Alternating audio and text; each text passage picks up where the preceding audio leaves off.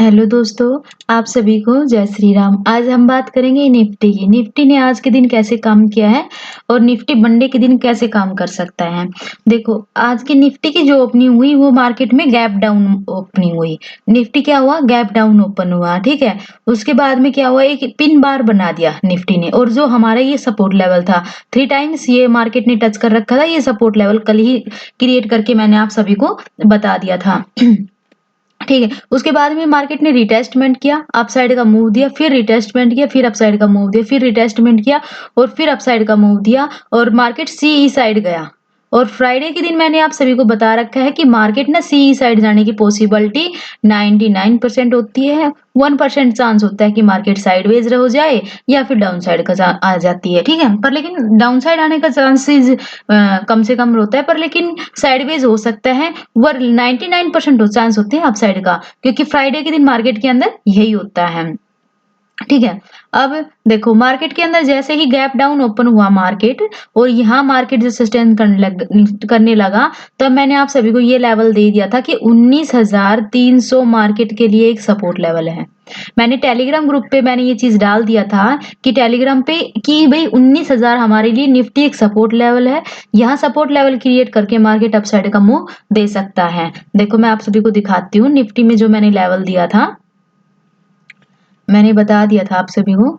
देखो, ये लेवल बताया था मैंने कि देखो, मार्केट ना एक रिटेस्टमेंट करेगा और फिर अपसाइड का मूव देगा। पहला टारगेट हमारे लिए ये रहेगा जो प्रीवियस डे का जो लो है, ठीक है।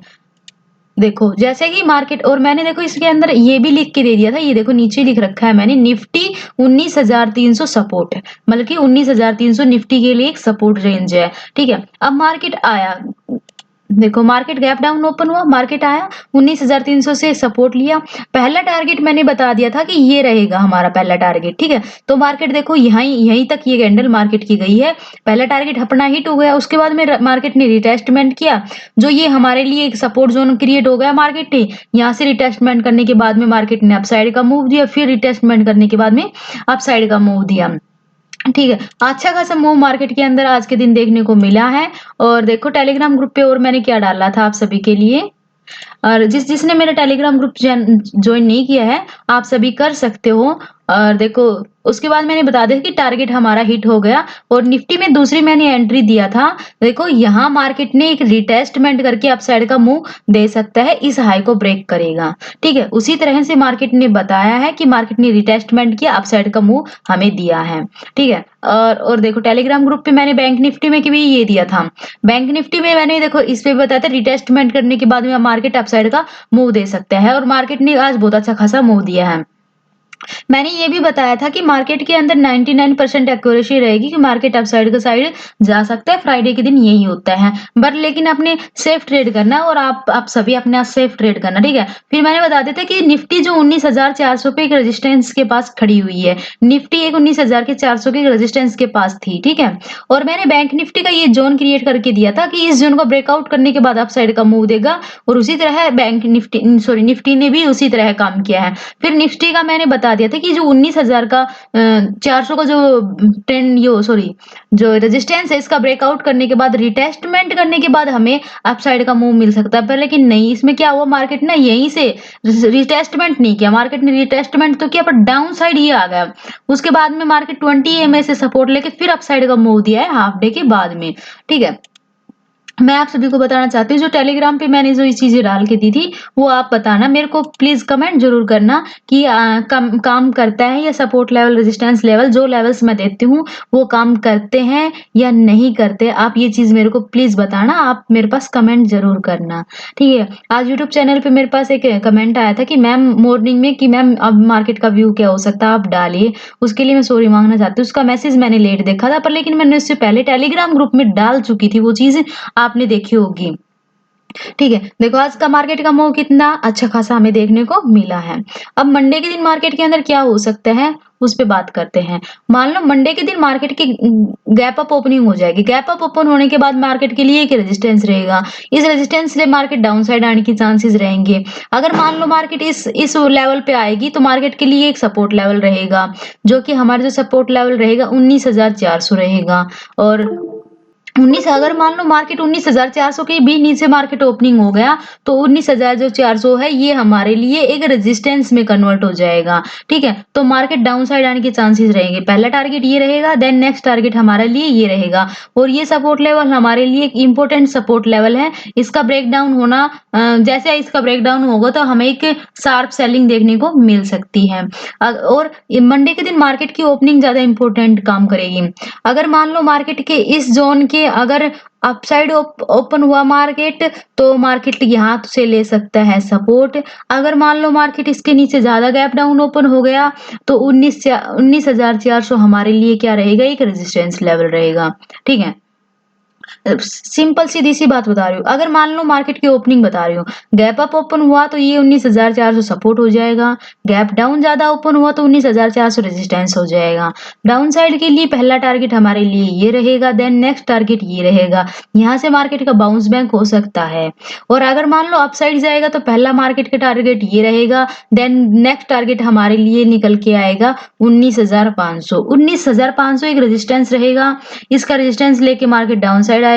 इसका ब्रेकआउट होगा तो रिटेस्टमेंट की हमें अपसाइड का मूव देखना है। ये हमारे मंडे के लिए टारगेट रहेंगे। ठीक है? और मैं आप सभी को बता रही हूँ दीपावली पे मैंने एक कोर्स लॉन्च किया है आप सभी के लिए। वो हमारा है प्राइस एक्शन पे। प्राइस एक्शन पे हमें कैसे एंट्री लेना होता है, किस प्राइस एक्शन पे हमें कितने प्राइस एक्शन पे एंट्री लेना है, हमें कौन-सा प्राइस एक्शन सिलेक्ट करना है, उस वीडियो में मैंने सब कुछ बता रखा है उस कोर्स के अंदर। और उसकी जो फीस है मात्र 1000 रुपीज़ है। आप एक ही ट्रेड में मात्र 5 मिनट में उसमें ये अपनी फीस वसूल कर सकते हो और उसमें है 99% एक्यूरेसी रहेगी। आप यही कहोगे कि मैम आपने ना बहुत ही अच्छा बताया है, इतना अच्छा सेटअप दिया है कि हमारा इज़िली प्रॉफ़िट हो जाता है, ना ज़्यादा झंझट रहेगा उसके अंदर ना कुछ और।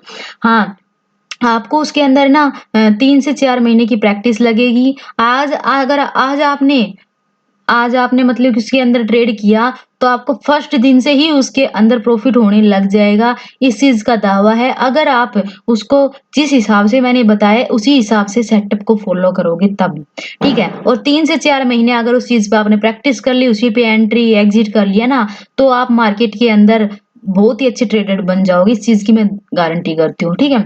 अगर मान लो वो कोर्स लेने के बाद में आपको उसके अंदर क्या-क्या मिलेगा? पहली चीज़ तो आपको ये मिलेगी प्राइस एक्शन क्या होना चाहिए? किस प्राइस एक्स देखो प्राइस एक्शन क्या होना चाहिए? प्राइस एक्शन कितने पे आपको बाय करना है?